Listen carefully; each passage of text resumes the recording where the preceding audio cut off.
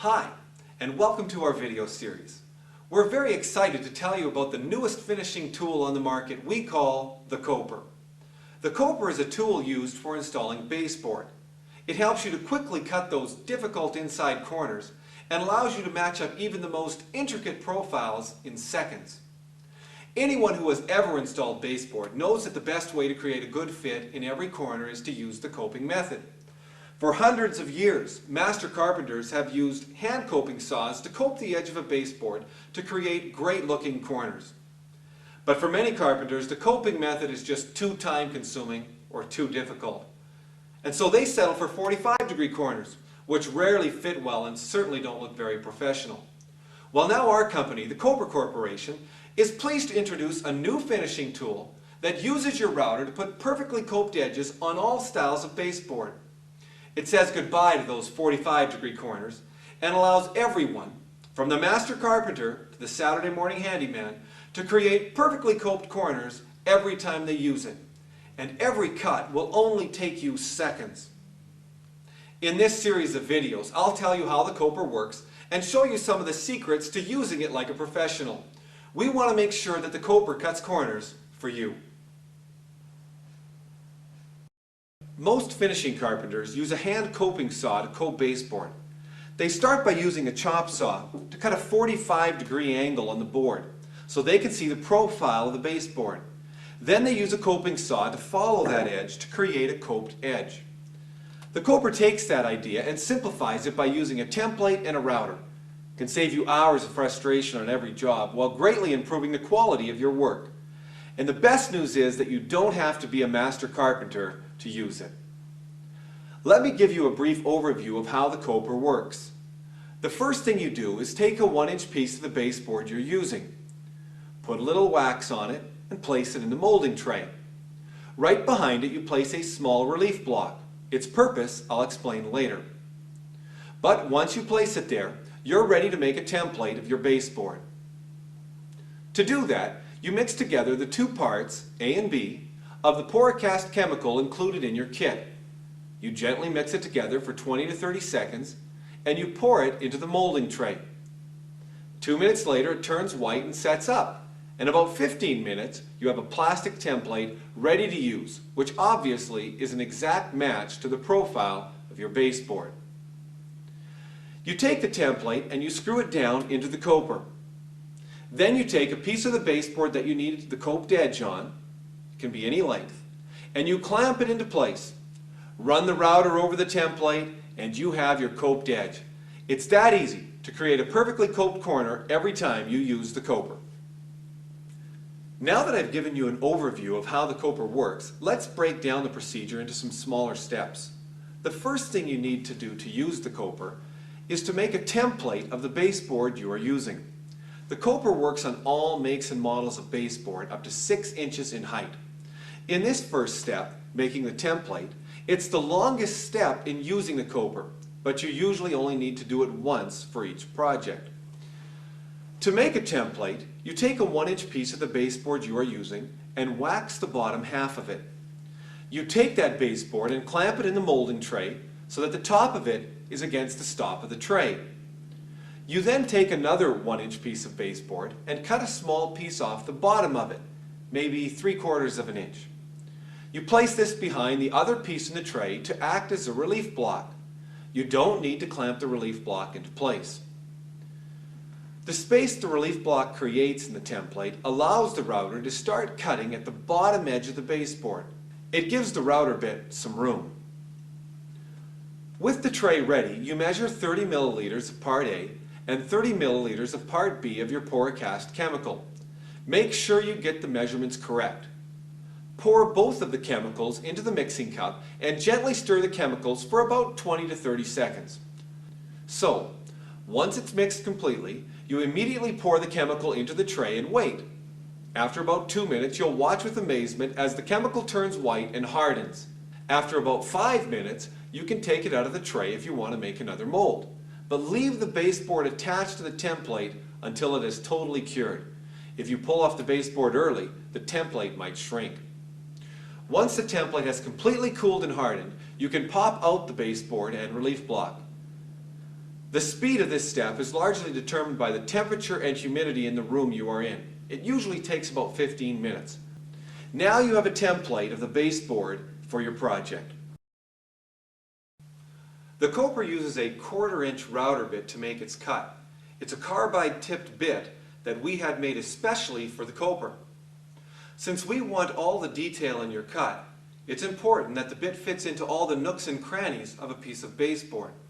To ensure you get a good cut, take the router bit and run it along the edge of the template, and you will quickly be able to see if there are any problem areas on the template. Now 95% of all baseboard will be fine. Most detail on the baseboard is small grooves, and those tiny grooves turn into points on the template, and so the cut is not a problem.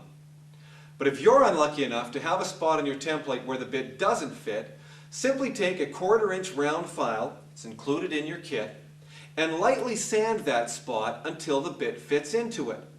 Now make sure you sand lightly. It will only take a few passes with the file. Again, this rarely happens, but we wanted you to know this so that if you ever face this problem, you'll know how to solve it.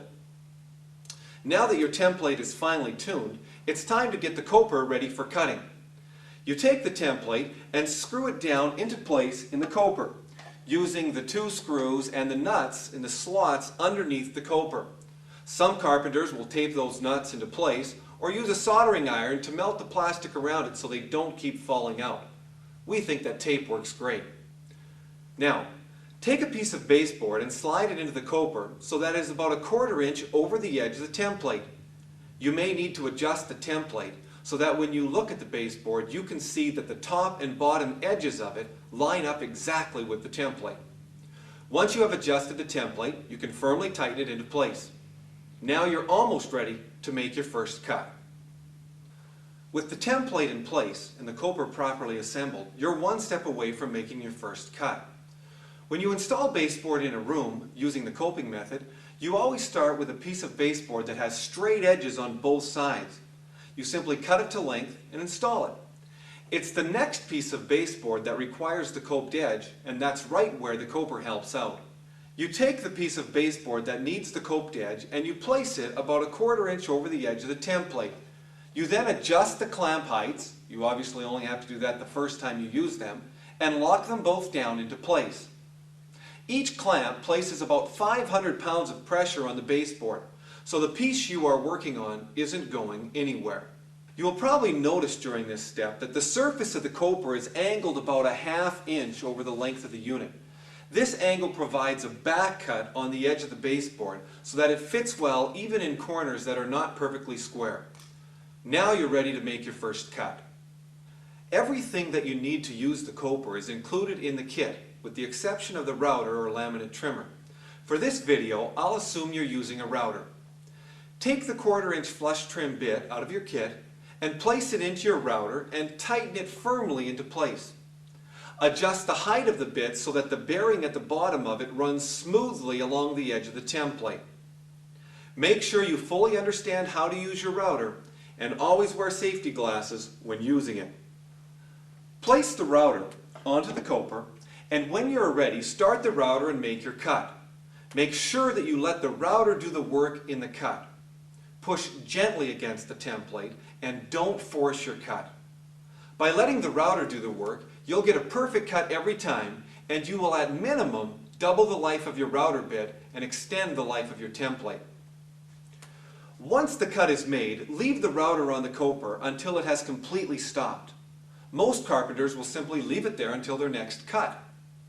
Loosen the clamps, and now you have a baseboard with a perfectly coped edge on it. It will take you a few cuts to find out how to smoothly run the router along the template, but when you get a feel for it, you'll have great cuts in just a few seconds. Now this piece of baseboard is ready to go. Cut it to length and install it. From this point on, all you need to do to every baseboard is clamp it and cut it. Clamp it and cut it. The speed of this process will save you a huge amount of time and should help you maintain consistency and quality in your work. Now that you understand how the coper works, it's time to let the coper start cutting corners for you. On our website, we have a full listing of tips and frequently asked questions. but here are a few tips we want to give you right from the start. When you made your template, you used a piece of wood as a relief block.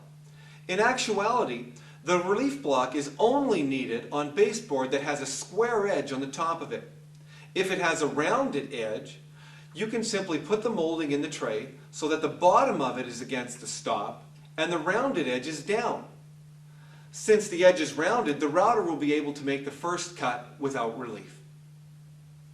Our next tip is on the preferred way to install baseboard. Some carpenters like to go around the room in a clockwise motion, while some prefer to go around in a counterclockwise motion. If you're a carpenter who likes to go around the room in a clockwise motion, make the mold so that the bottom of the baseboard is against the stop in the molding tray. You need relief then to match the top edge of the baseboard if it's square. Again, if it's round, you don't need relief here. If you prefer to go around the room in a counterclockwise motion, place the baseboard in the tray so that the top of it is against the stop in the molding tray. And then you'll need relief here to match the bottom of the baseboard, which is always square because it sits on the ground. One way allows you to go left to right, the other right to left. It's simply a matter of preference. Now that's an important point to understand, because sometimes when you're working with oak or other hardwood, the top little piece of baseboard wants to chip off. To avoid that, you simply go around the room in a clockwise motion, so that each cut you make starts with the top of the baseboard, and then you never get that chipping. You always want to cut hardwood from the top. If you're using oak, go clockwise around the room. Our next tip involves the small piece of weather stripping you have in your kit, and maybe you're wondering what it's for. You can use that weather stripping in small pieces in corners where the taper hasn't taped all the way to the bottom of the wall, or the compressed edge of the baseboard allows the bottom edge of your corner to fall away. Stick a little piece of that foam weather stripping behind the baseboard where it's needed, and it will keep your corners tight forever. It's just weather stripping. You can get it at any hardware store. Maybe you use something else, and that's fine too. But we find that weather stripping is a wonderful solution to this very common problem. One final tip. If you ever need more back cut in a corner, put a thin piece of wood under the front of the baseboard and clamp it down.